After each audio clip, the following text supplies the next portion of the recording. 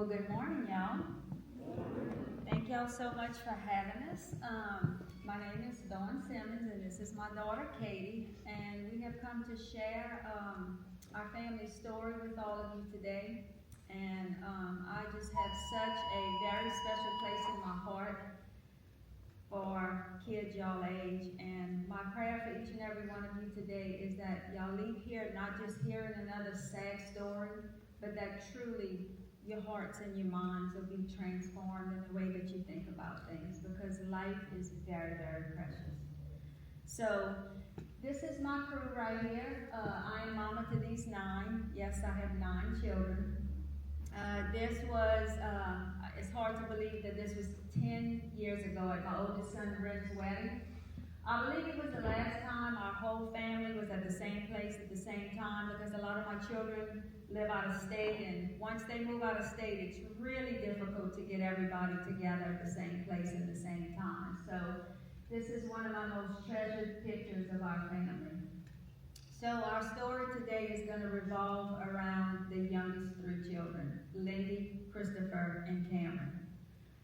So on December 17th of 2021, Christopher had a basketball game in Monroe. We are from the New Iberia area, so it was about a 4-hour drive to get to Monroe. It was the last day of school before Christmas break, so the kids had a half a day of school, they had their last set of exams, and then they came home, and then we proceeded to head to Monroe. It was me, Lindy, Christopher, Cameron, and then Christopher's little girlfriend, Marissa, was coming to the game as well. So we all hopped in the car and we proceeded to head to Monroe. We got there, Christopher played his basketball game.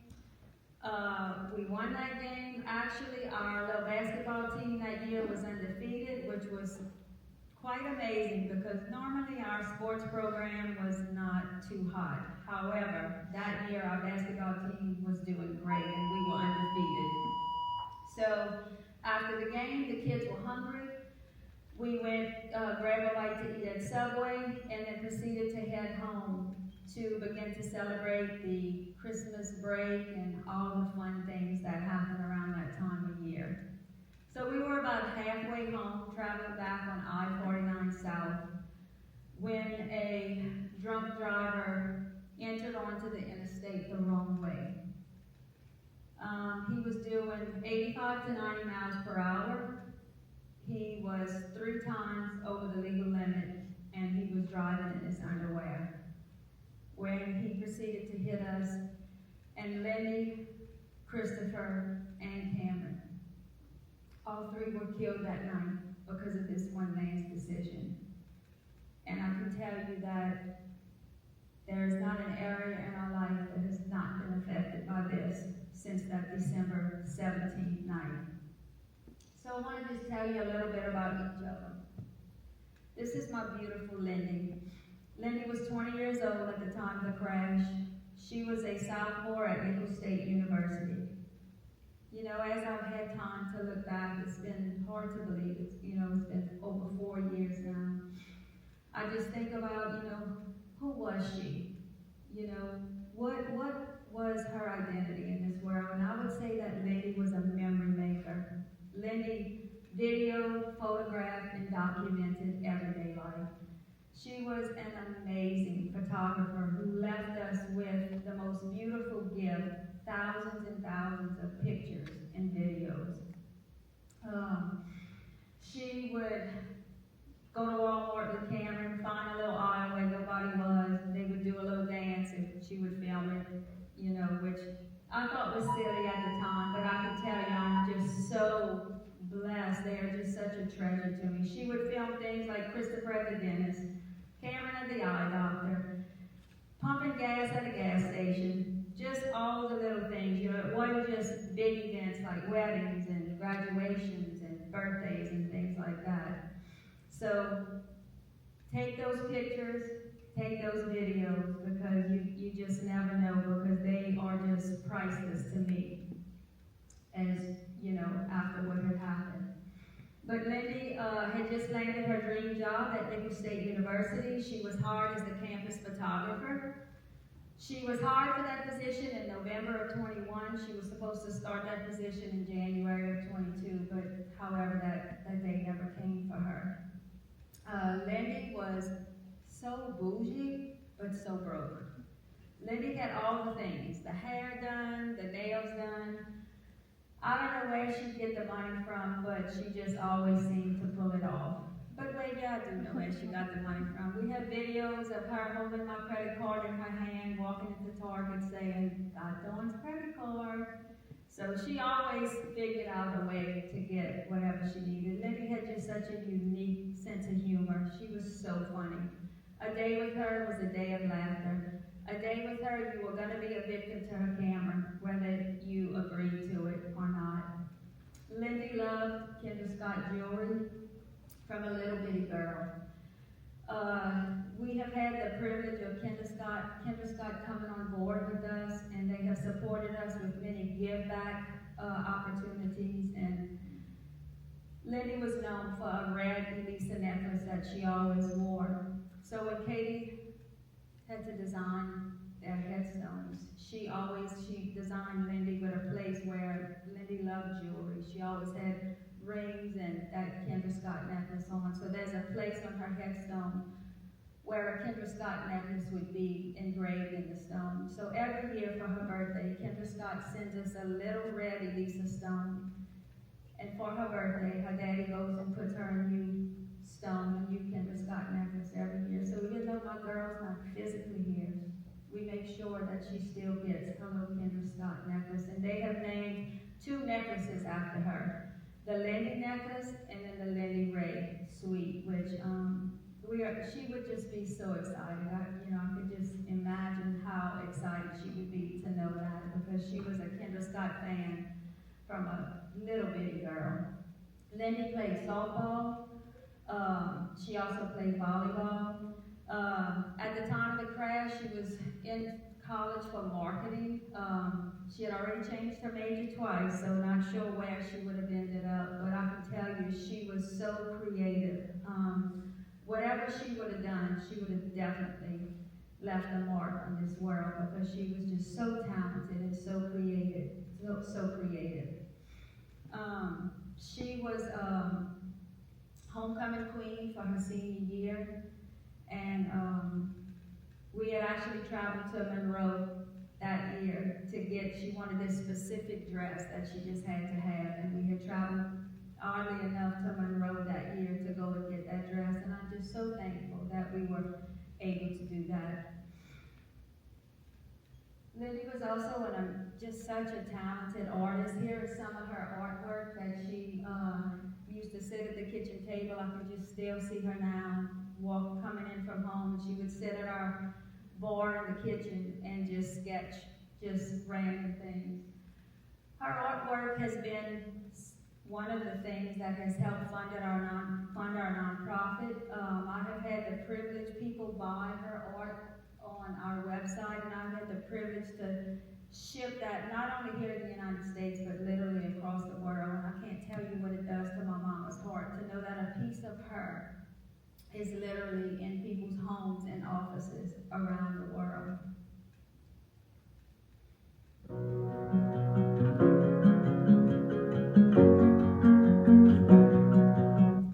It feels like I'm drifting away from pictures of my younger days, and even though nothing's the same, her legacy never fades. Dusty album stored for years, journals kept to avoid her fears. It started when she looked through the lens of a camera. Oh, little mama, who's in the coma? Who's gonna make you the star of the drama? Oh, little brother, who gonna love you? Who gonna make you remember the summer?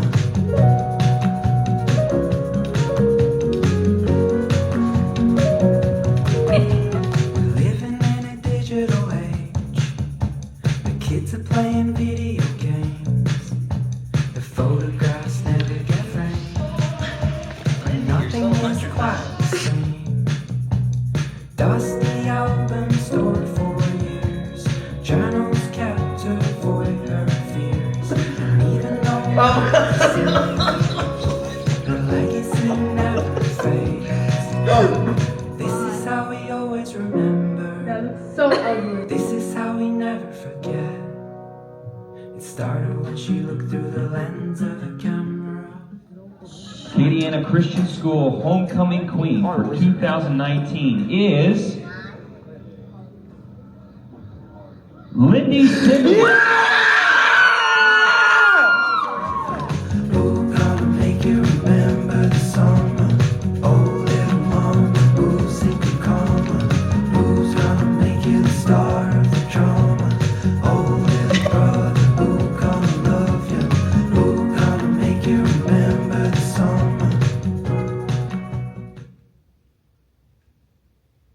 And this is Christopher. Christopher was 17 years old at the time of the crash. He was a junior in high school. Christopher was a remarkable young man.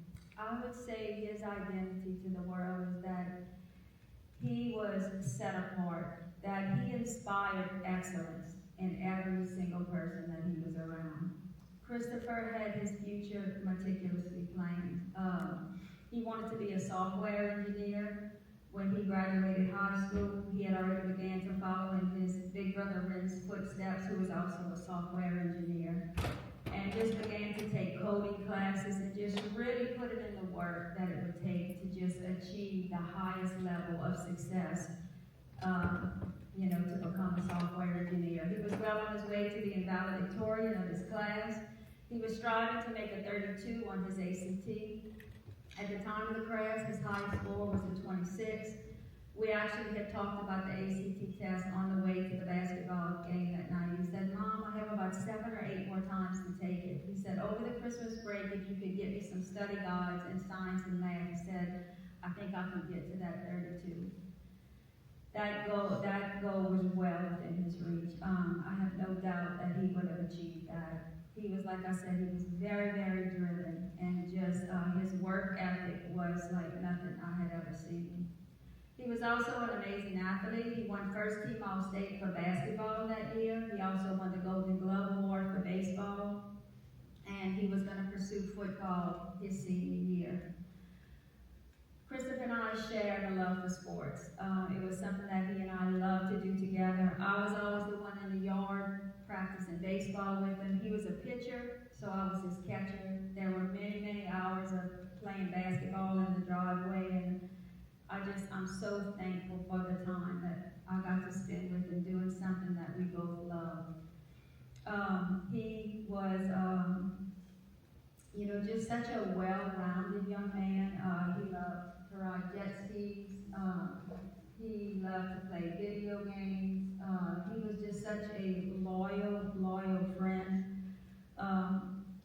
At 16, he got his first job. He couldn't wait to work. He got a job at a store near our town where he would boil crawfish. And he opened up a Robinhood account at 16 because he just was fascinated and wanted to learn about, selling and trading stocks. And he was just such a well-rounded young man. Never left the house without saying, "Mom, I love you." If I could have prayed for a son and I would have said, "Lord, I would like a son to be this, and this," I can honestly tell you that Christopher checked every single box. He was truly an amazing young man. Hear the clock ticking on the wall. Losing sleep, losing track of the tears I cry. Every drop is a fall. Every breath is a break in the real tide. Go off then. Don't know, but it feels like an eternity since I had you here with me. Since I had to learn to be someone you don't know. To be with you in paradise.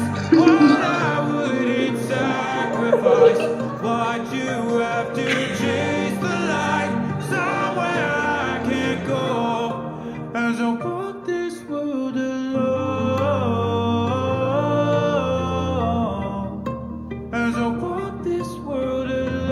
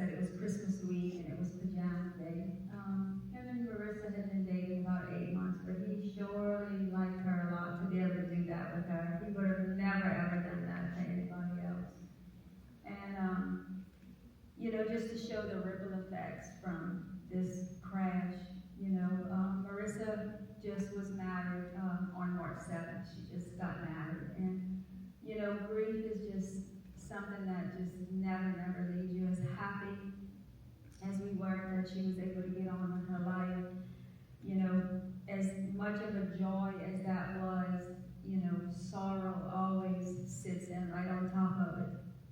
Because as happy as I was for her, I see the future that Christopher should have had, you know, and it's just a very difficult thing when you have such a tragic loss, especially with young kids who have such bright futures ahead of them. And this is my baby girl, Cameron. Cameron was 15 years old at the time of the crash. She was 41 days short of her 16th birthday, 41 days short of getting her driver's license, which she was so excited about. She could not wait to drive. Cameron had one of the kindest hearts that I've ever seen. She had such empathy for people. A lot of times we'd be leaving Walmart and, you know, sometimes they have someone needing a helping hand, and if I didn't have money in my purse, she would demand, "Mom, go to the money machine." She just could not understand if someone had the means to help someone who was in need and they didn't do it. She just could not understand that.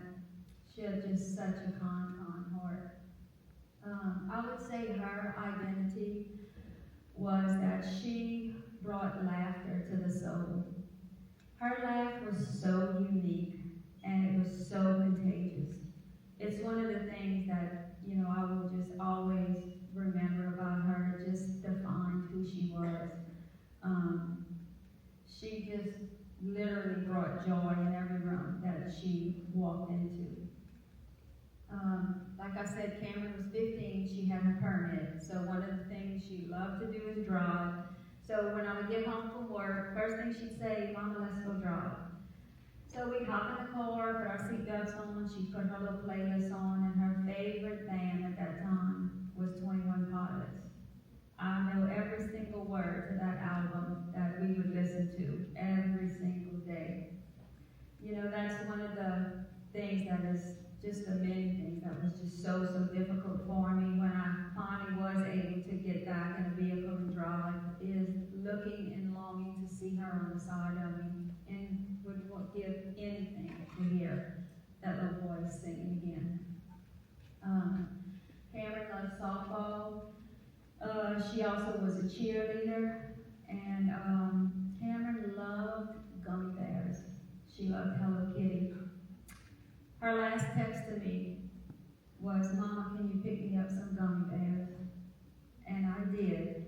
And in the, in the car seat, the car door pocket where she was sitting, was that half-eaten bag of gummy bears that I had gotten for her.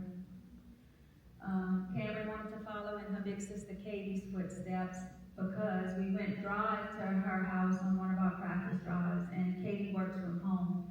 And Cameron loved self-care. She loved the face mask, the eye mask, the eyelash serum, all the things. She was well known for hogging the bathtub for hours as she would soak in the bathtub with all her Epsom salts and all her things. So when we got to Katie's house that day, Katie was working from home and she was steaming her face while she was working, and that captivated Cameron. She was like, "Wait, you get to do that while you work?" So, you know, that's what she left us with. She was only 15, but she was wanting to follow in her sister's footsteps because she could see her face while she worked.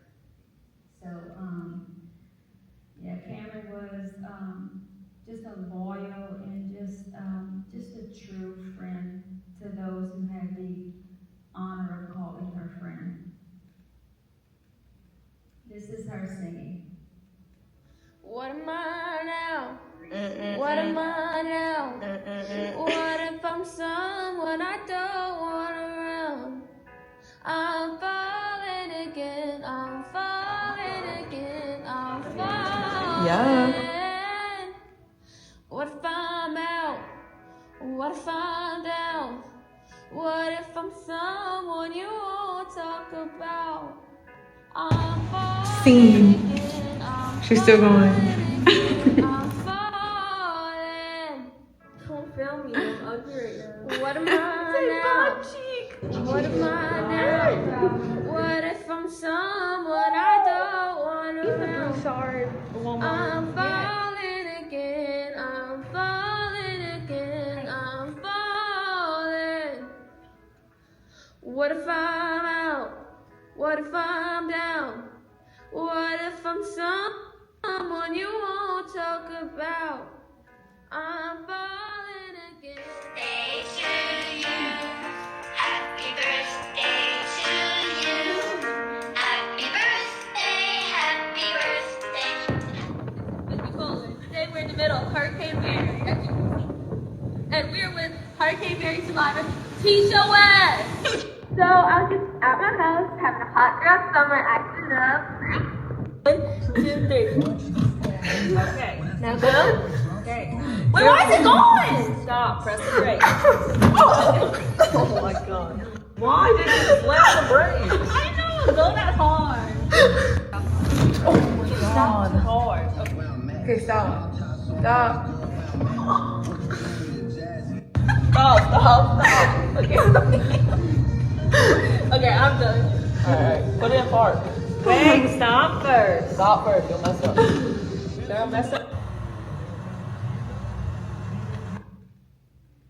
So we were in a little vacant parking lot. It was the spot where I taught all my kids how to drive. As you can tell, that was the first time she got behind the wheel, and that's why the kids didn't have seatbelts on, because we were in a vacant parking lot with no throughway traffic. But Lindy and Christopher would not have missed the opportunity to clown her as she drove for the first time. But you know, we put that in here just to show how inseparable these three were. They really did pretty much everything together. I just never could have imagined that they would arrange to have them together. I just never ever could have imagined that. So on the night of the crash, I was at my brother-in-law and sister-in-law's house. They were having a Christmas party. It was about 10:30 when I got a call from my dad, which was kind of unusual. I don't really talk to my dad on the phone that much, so I answered.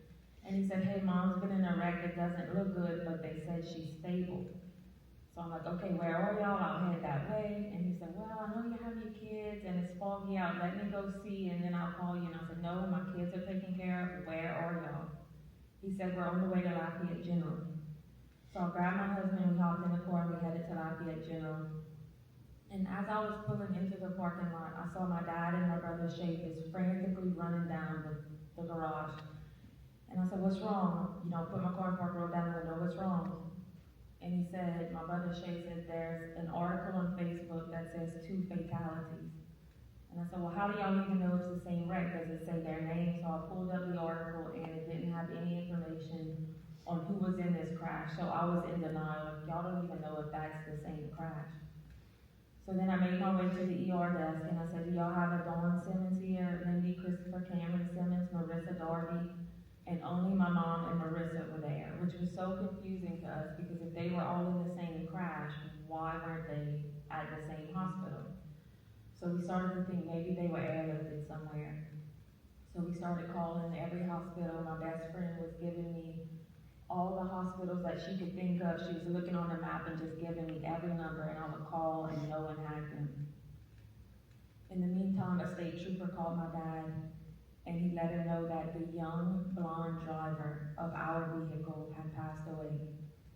We were pretty sure that meant Lindy, but it could have meant Cameron. She had highlights and Cameron had a permit, so maybe she was driving, we just weren't sure. And until someone told me their names, I was just still in denial.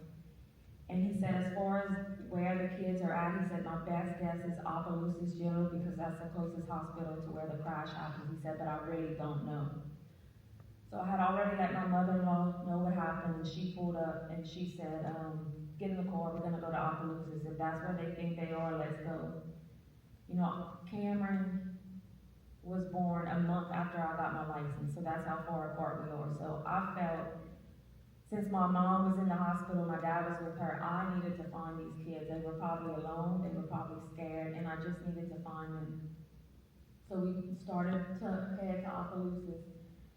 And I decided to call one more time. I said, look, I know y'all don't have anyone with the last name Simmons, but do y'all have anyone over there? And she said, we have a young girl here, you can come identify her if you want. And I said, what do you mean identify? And she said, you can come let us know if you know her. And once again, I knew what she meant looking back, but I was just in denial. So we got to Opelousas, I found a charge nurse. He said, I have to let you know the young girl that I have here has expired. I said, okay, just, is it my sister? And he said, well, what do your sisters look like? So I'm fumbling on my words, trying to describe what they look like. And my husband said, just show him a picture. So I showed him a picture and he said, all right, come with me. We headed back to a room, a small room. My mother-in-law, my husband were in front of me. And we walked in and there was a white body bag zipped up. I said, who is it? And my mother-in-law, as we unzipped it, she saw it, she said, it's Cameron. So I'm crying, I tell the nurse, I'm like, she looks perfect, she looks like she's sleeping, did y'all even try to help her? And he said, by the time she got here, there was truly nothing we could do. Every limb in her body was broken. And later on, we ended up looking at the medical records and we realized she was there for 4 minutes until she was pronounced dead. So there truly was nothing that they could do. So my mother-in-law asked if he could help us find the other 2 kids because I knew I couldn't do anything for Cameron, but I still had Lindy and Christopher that I needed to find. And if it was Cameron that passed away, well then that meant Lindy and Christopher were somewhere, wondering where my mom and dad were. So the charge nurse stepped out to try and help us find the other ones, and that's when I called my dad to let him know that it was Cameron and not Lindy. So he's crying and all of that. And so the charge nurse comes back in and he said, okay, I found your brother. He's at Bunkie General. And I said, oh, thank God he's okay. And I said, well, I know he's at the hospital, he's not okay, but at least he's alive. And he shook his head no. And I said, well, what about Lindy, my other sister? And he said, she's still stuck in the car. The crash was at 9:01, this is well after midnight. And naively, I said, well, is she okay? And he said, she didn't make it either. He said, I'm gonna need you to drive to Bunkie General and identify your brother's body as well. He was writing Cameron's information on his hand. Got in the car, we headed to Bunkie General. They knew what we were going for. Whenever we walked in, they said, follow us. This was a different room. It was, I'm assuming, what was a trauma room where they would, work on trauma patients. And when I saw Christopher, since he wasn't pronounced dead yet legally, they can't legally take off any of the life-saving devices. So I just remember Christopher had braces off not too long before the crash, and his little teeth were just perfect. They were straight, they were white, and I just remember his little teeth just biting down on that tube that they tried to save his life with. His nose was broken, it was purple, it was swollen, but other than that, he looked fine also. A lot of questions that we get is, or one of the main questions that we get is, why were they at different hospitals like that? Lafayette General and the hospital in Alexandria are both 45 minutes from where the crash happened, both level 2 trauma centers. So either hospital was where they were trying to get the kids. AirMed couldn't fly that night, it was too foggy. The paramedic that had Christopher was more familiar with the Alexandria area, so if he was trying to get Christopher there, and they had a train or they had a wreck and he needed to go around, he knew his way around that area. So that's where he was trying to get Christopher, and then Christopher ended up coding on the way. And I think by law they have to divert and just go to the nearest hospital, and that was Bunkie General. And the same was true for Cameron. Her paramedic was more familiar with the Lafayette area, and he was trying to get her there, and then she coded on the way, and he just had to divert and get her somewhere. But they were just both too injured to make it.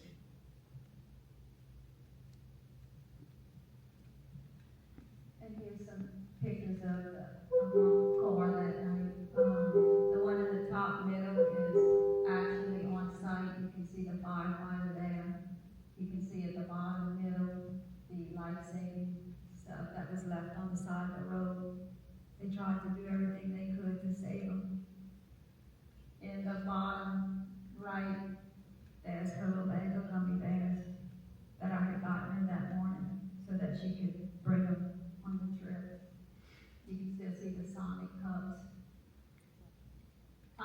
Subway cups in the cup holder. And as you can see, there was just not much left to my car. You know, that's why you have to really, really take driving as a big responsibility. You are driving a very, very heavy piece of equipment that you could kill someone and someone can kill you. You know, my car, all the airbags came out, all the safety devices came out. My car did everything that it was equipped to do, but the impact of that crash was just too much.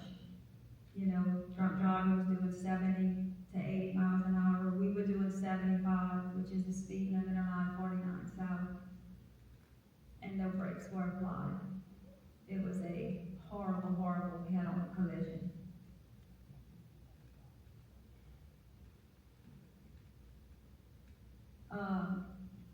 There were 5 deaths that night. Lindy, Christopher, Cameron. The drunk driver was killed, and then further down the road they were diverting traffic, and an elderly man who we assume may have been blinded by all the lights rear-ended a state patrol car, and he was killed as well. So just imagine the consequences from this one man's decision. There were 5 deaths that horrible, horrible night. So here's some of my injuries. I tore both carotid arteries in my neck. I had a collapsed lung, like 7 or 8 broken ribs. My sternum was broken. I was bleeding internally. My spleen was torn, and 3 of my limbs were broken. My legs were very, very severely crushed. From my knees down, I have a lot of screws, plates, rods, all the things. I'm very, very thankful that I'm able to walk today. I was in a wheelchair for 3 or 4 months, followed by many, many months of physical therapy. But I can tell you, the physical injuries, as bad as they were nothing compared to the way that my heart was broken. I truly could not see a way forward after losing those kids. And us standing here is just absolutely nothing short of a miracle. I couldn't speak for months after losing those kids. I thought even though I was breathing and that I was alive, I truly didn't think that I would ever live again. And that's why I have such a special place in my heart for each and every one of you, because Cameron will forever be, Lindy, Christopher, and Cameron will forever be 15, 17, and 20. And if there's anything that their story can do to help you to make better decisions, that's why we do it. I believe fully that their story will, have an impact on young people so that another family will never have to experience this. Marissa's injury, she had a broken femur and she broke a bone in her hand and had a lot of issues with her spine being out of line. But it didn't take too long for her to get back into playing softball and doing all the things that she loved to do. So this is January 3rd. They had to figure out when we were going to have the funeral because they didn't know how long I would be in the hospital, and it's just a lot of stuff. They had to collaborate with the doctors. They decided that the funerals would be January 4th. So this is January 3rd at our local funeral home where just the immediate family would go and be able to see them for the first time. So the crash was on December 17th. This was January 3rd. I will never forget that day. That day will mark me so many of those days for the rest of my life. I'll never forget sitting behind those funeral home closed doors waiting for the funeral director to come and open them. I had never been so broken, so disappointed, and so hopeless in my entire life. No gonna see when those doors will open. 3 young, beautiful kids, just like each and every one of you, with the brightest futures ahead of them. They had so much that they could have given back to the world. But because of one selfish decision, all of that was taken away from them and from our family. Lindy, Christopher, and Cameron, they died that night, but I can tell you my whole family died that night. We have had to learn how to rebuild a life with 3 huge pieces gone. A decision that could have been prevented so easily just by making plans, making a plan, doing the right thing. So those funeral home doors opened, and my son Kyle, I said, Kyle, bring me to Lindy, bring me to Christopher, bring me to Cameron. For 2 hours, he wheeled me back and forth. I couldn't even stand up to see him. I had to just look at him, at the same level that they were, because I couldn't stand. I was a very touchy-feely mama, always hugging them, always touching them. And there was a sign at each of their heads that says, please do not touch. That was so horrible for me. There were no goodbyes, no holding their hands. I just couldn't touch them. And that was just another thing that just broke my heart so much. I need each of you to think of 3 people in your life. 3 people who you love, 3 people who have your back all the time, 3 people that you can call, you can talk to anytime. And just imagine getting that knock on your door when the state trooper walks up and takes his hat off and says, do you know, and names you 3 people. And says, I'm sorry to tell you, but they were killed by a drunk driver. When I tell you it turned our world upside down. There's one thing that we all have in common in here. There's not a single one of us in here who's guaranteed tomorrow. Not a single one. I never dreamed on that December 17th night that Lindy, Christopher, and Cameron would never see December 18th. It was just unimaginable what we went through that night.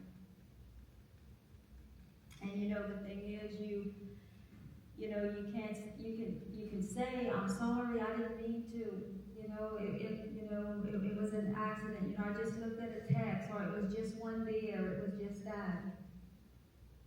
You can be as sorry as you want to be, but the consequences of what happened does not change. If I could have changed anything that night, I would have changed it a million times. I would have given my life for those kids in a heartbeat, because they had their whole lives, their future, everything was ahead of them. So you have to make good decisions, because once these things happen, you cannot go back and change it. No matter how sorry you are, how much you didn't mean it, once they happen, it's done.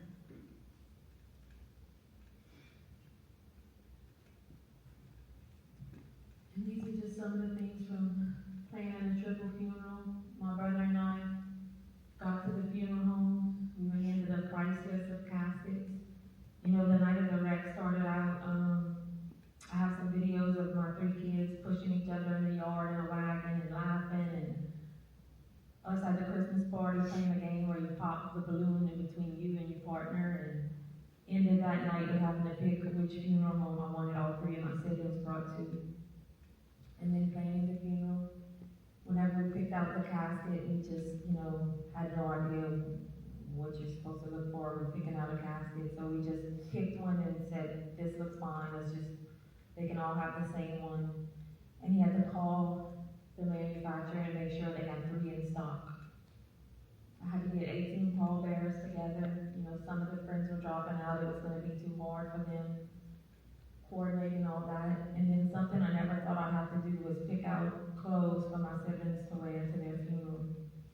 Lindy was a fashionista, and she would not be happy if she knew I was trusted with the task of dressing her. So I got her friends, and we went to her favorite coffee shop, and they helped me pick out clothes for Lindy and Cameron. We went to her favorite store, Altered State. Cameron was in the blue and Lindy was in the pink. And in true Christopher fashion, just being the most easiest golden angel child, he just wore what he wore to homecoming only 2 months before.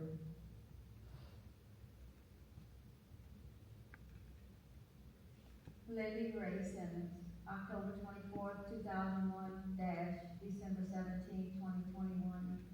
Just a side note, Lindy and I share a birthday.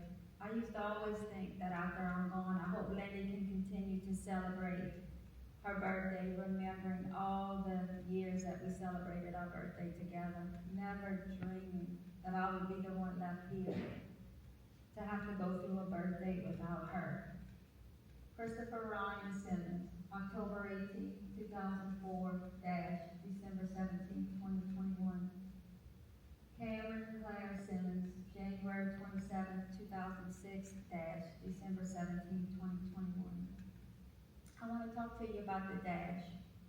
The dash is what each and every one of us are living now. Every one of us has a birthday, but every one of us will have that final date stamp. That little symbol, that little dash represents an entire life. Every laugh, every tear, every choice, and every moment of your life. You know, we live in a world now where it's hard to tell what's real and what's not. You know, this world wants to name you. You know, you look at your social media feed and it's showing you highlight reels of other people's lives. You know, with AI, it creates totally fake personas of people. And filters can make you look like people that are not you. And that's why, you know, one of the most important ways that I can tell you to truly live out your dash so that you can have influence and leave a beautiful mark on this world is to be authentic. You know, what are you going to do with your dash? Make everything that you do count. There is nothing that each of us do, you know, that doesn't have value to it. Life is just so precious.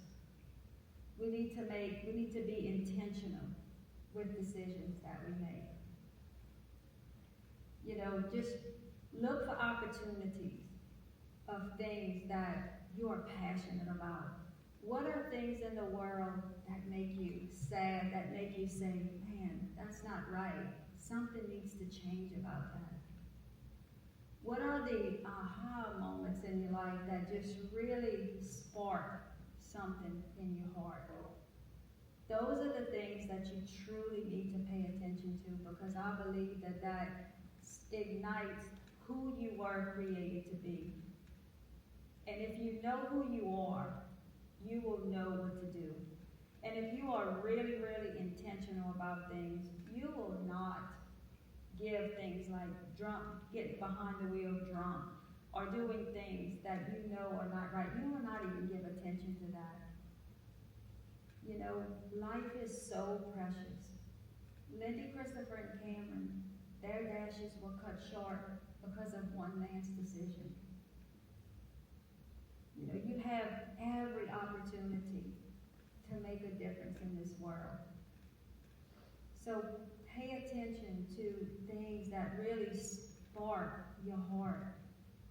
And, you know, a lot of times, you know, y'all get ready to get out in the world and probably go to college or start y'all vocations. A lot of times, people let their vocation define their identity. But you have, you know, if you can truly just to begin to tune in and recognize who you are, and you bring that identity into your vocation, you can leave a mark on this world that will influence people while you're here and long after you're gone. Really begin to start and think about who were you created to be. Because an authentic person and a real person who's not afraid to be who they are is like a breath of fresh air. It is just something so beautiful to witness today. Like I said, especially with all the AI and all the things that, that's in the world that y'all live in. So don't miss opportunities. Look for open doors and opportunities that will draw you in the direction of the things that you are passionate about. And go and make a difference in this world. There's nothing that you can't do when you do it in your true, authentic self. And this is John Christopher Lindy. This is the 54-year-old man who made that decision that night to drink and to get behind the wheel. I truly don't think it was his thought process when he woke up that morning to say, I'm going to drink, I'm going to drive, and I'm going to go kill these kids. I doubt it seriously. He was a Marine. I would have to think he was probably, an average nice guy. But you know what his legacy is because of this decision that he made? You can Google him. First thing that's going to come up, drunk driver who killed 3 kids. So because of that one decision, his legacy is a drunken murderer who killed 3 young, innocent kids. And that's what you just have to understand, that decisions have consequences, especially the older y'all are getting now. There's going to be more weight to the decisions that you make and more weight to the consequences of those decisions, whether good or bad. We just have to do the right thing. We know in our hearts what's the right thing. So let me just give you an example, because I just have to tell you, doing the right thing is probably going to cost you something. But you have to be okay. You have to set it in your heart right now that doing the right thing, that you're going to be okay with the consequences of doing the right thing, because it's probably going to cost you something. So say you have a friend and they've been drinking or something and they just leave and you are just really, really worried about them. You can talk yourself into saying, oh, they're probably going to be okay. But truly you know that they should not be driving. So you decide maybe to call the parents just because you're worried about them, and something needs to be done, because if this is not brought to their parents' attention, they're probably going to continue doing it. So say they make it home by the grace of God, nothing happened. But their parents are there, and they're probably going to ground them and, do something about them driving in that condition. So that friend's probably going to be mad at you. You may lose a friendship. But you know in your heart that it's the right thing to do, because you don't want your friend to keep doing that. And some attention needed to be brought to it. But think about it. You could possibly lose a temporary friendship, or the truth is, you could possibly be attending their funeral. You just have to weigh it out, and you just have to do the right thing. But you just have to know, doing the right thing sometimes can cost you something, but that's where character is built. And you just gotta settle it in your soul that, you have to be okay with just knowing that you did the right thing, because it could possibly save their life, and you love that person that much to do that. I'd much rather temporarily lose a friendship than take the chance of possibly being a pallbearer at their funeral. Because I can tell you, there is nothing worse than attending a child's funeral.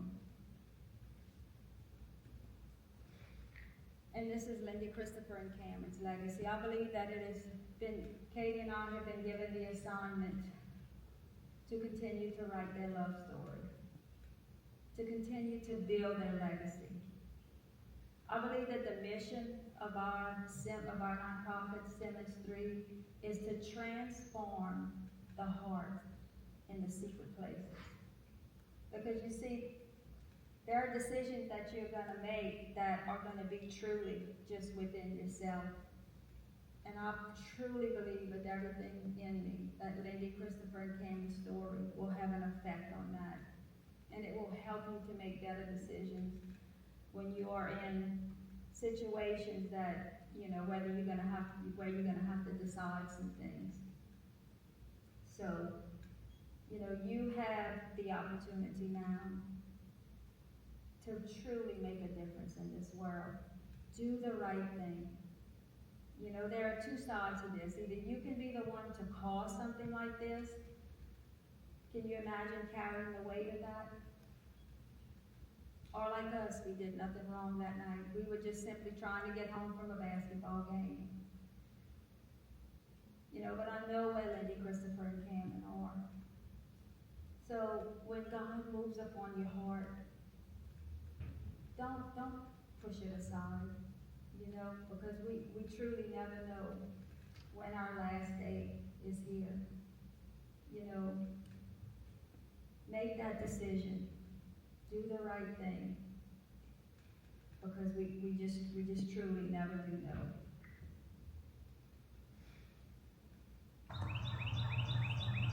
There is on the sky, burning in your eyes. You look at me, babe, I wanna catch on fire. It's buried in my soul, like California gold. You found the light in me that I couldn't find. So when I'm all choked up but I can't find the words, every time we say goodbye, baby, it hurts. When the sun goes down, Bunny? and the band won't play, I'll Skip always school. remember us this way. Lovers in the night, poets trying to write. We don't know how to rhyme, but damn, we try. But all I really know, you're where I wanna go. The part of me that's you will never die. So when I'm all choked up and I can't find the words, every time we say goodbye, baby, it hurts. When the sun goes down and the band won't play, I'll always remember us this way. Oh yeah, I don't wanna be just a memory, baby. Having butterflies in the stomach and stuff. Take a picture. What? I don't know how to do that. Girl, it's so hard.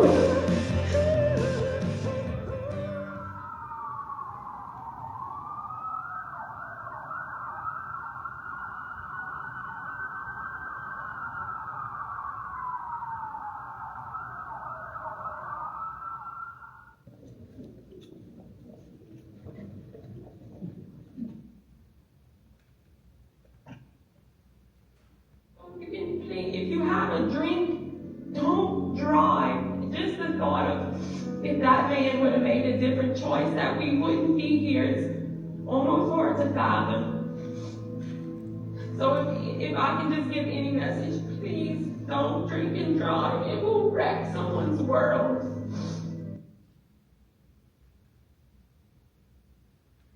And this is their resting place. It's beautiful, you know. Stop twice a day to clean, make sure all the flowers are good.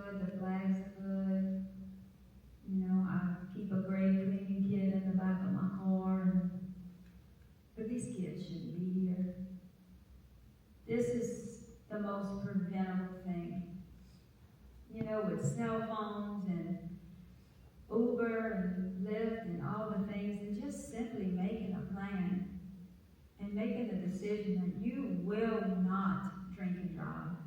You cannot deter from that. There is nothing worth this. Nothing. This has changed our life forever.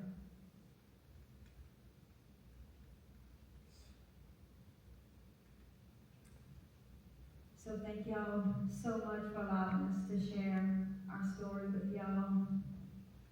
And like I said, my prayer for each and every one of you is that you leave here not just hearing another sad story. This is real life, real life.